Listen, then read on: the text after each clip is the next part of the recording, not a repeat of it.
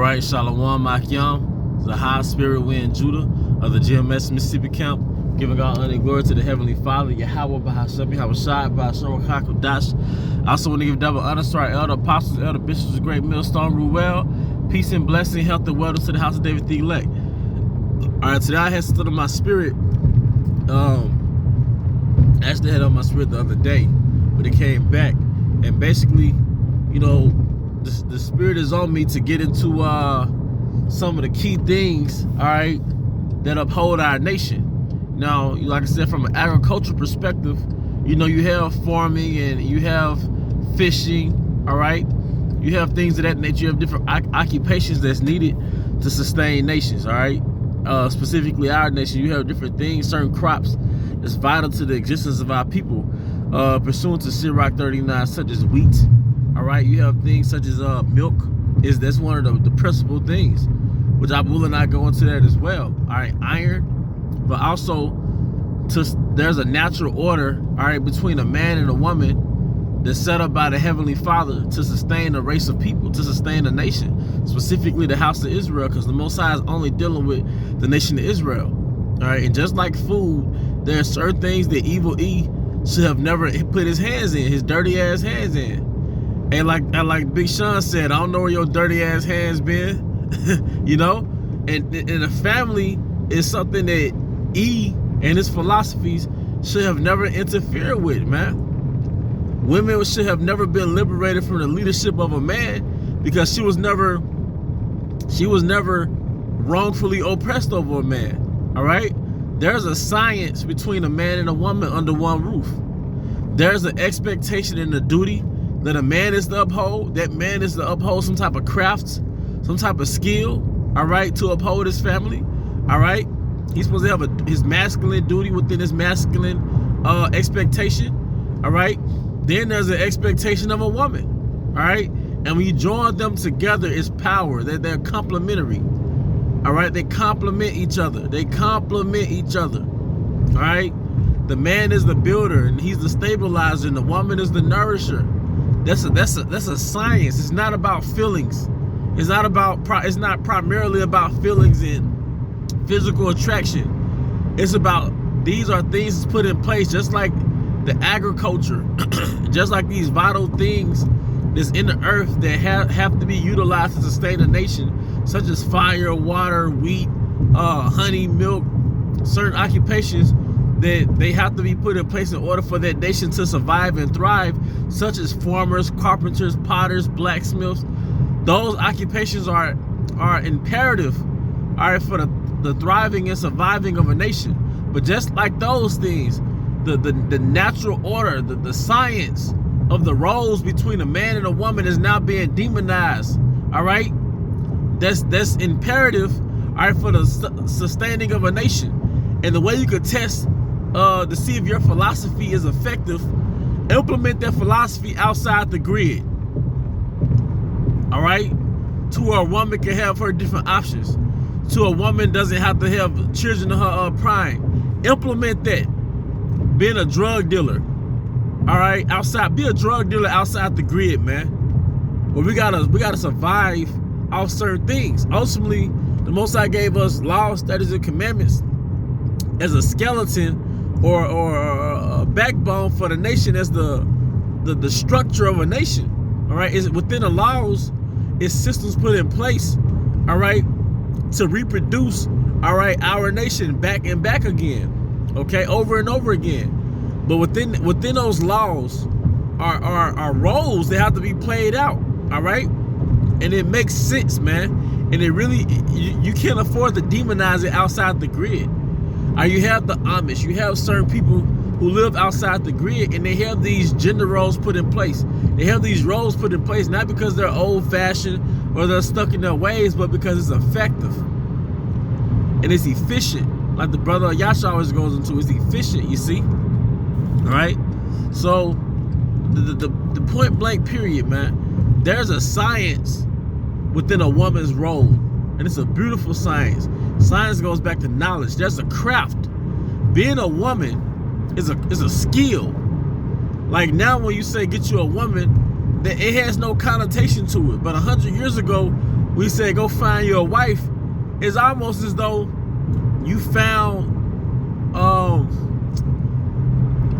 it's like you found a product that already came with a software program. All right, same thing with a man. When a woman say, yeah, you gotta go find you a husband, the word husband came with a connotation. The gender role came with it.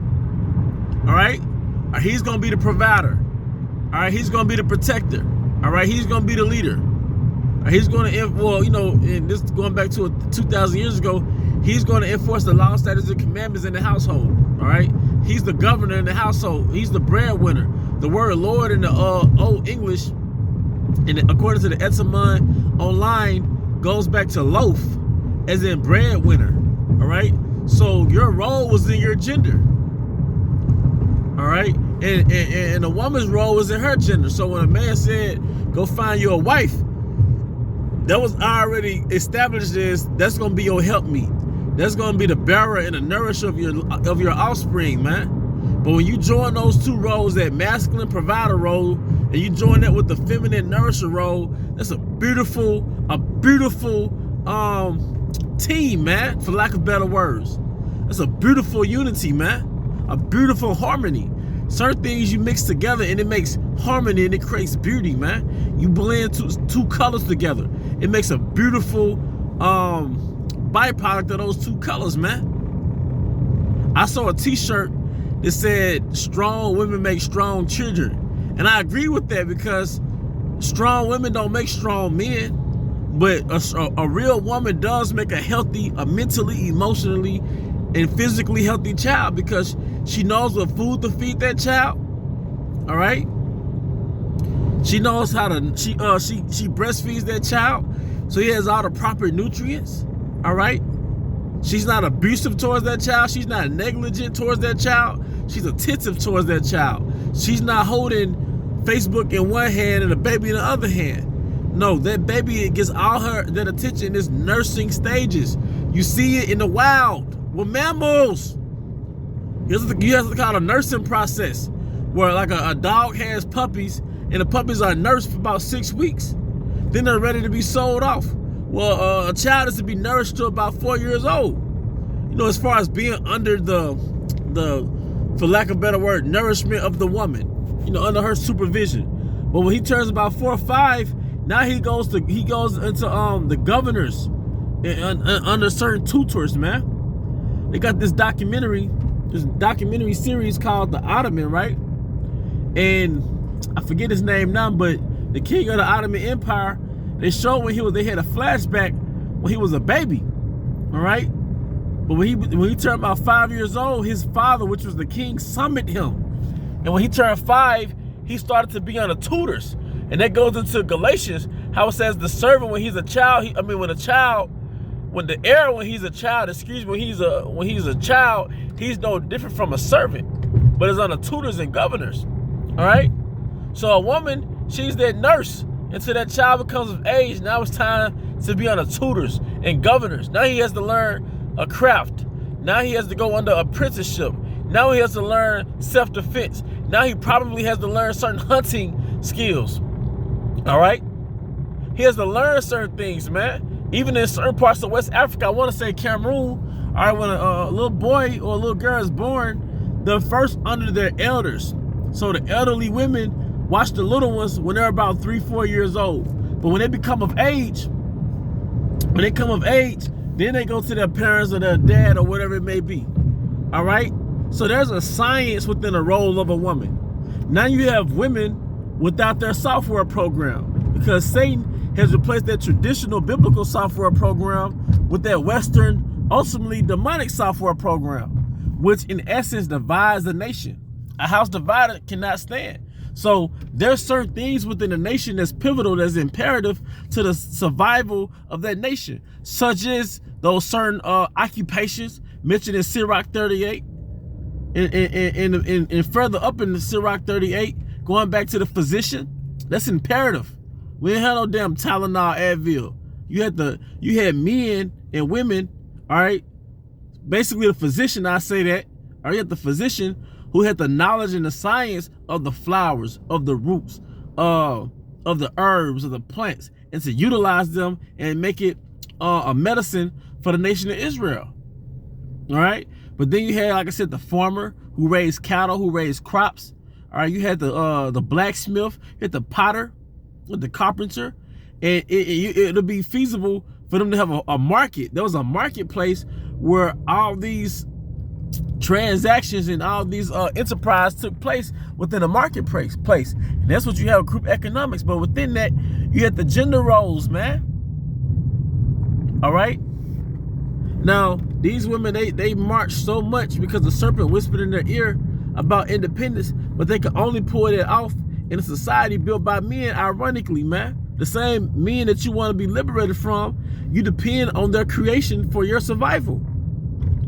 But when you go back to the earth's natural state, I dare you to be independent. I dare you to go fight off a bear. I dare you to go grow a garden, tame the land, and grow a garden. I dare Keisha to be out there looking for deer, man. Out there casting nets in the ocean, man, in the sea. Building a canoe from a tree and take it out and go fishing, man. It's easier said than done, man. That's why our nation, the men of our nation, have been emasculated, because we lost that science. But now we depend on Esau like Eve depends on Esau, another man. All right, but that's biblical, because it said that we're gonna be nourished by that dragon, man, for a particular period of time. All right, but part of being born again and coming back into your heritage is understanding these occupations and understanding certain principal things in life, such as water, fire, iron, how to extract it from the earth and utilize it for your people. And furthermore, why these gender roles are put in place, because the foundation of a nation is the family structure. So these roles are put in place to uphold the nation ultimately, man. But with that, I hope you brothers and sisters were edified. Hey, once again, I want to give out honor and glory to Yahweh Shema Shai, Bashar Kakodash, double underscore elder apostles, elder bishops, great millstone rule well, peace and blessings, as well as health and wellness to the house of everything elect, Abba Baal, Kamel Shalom.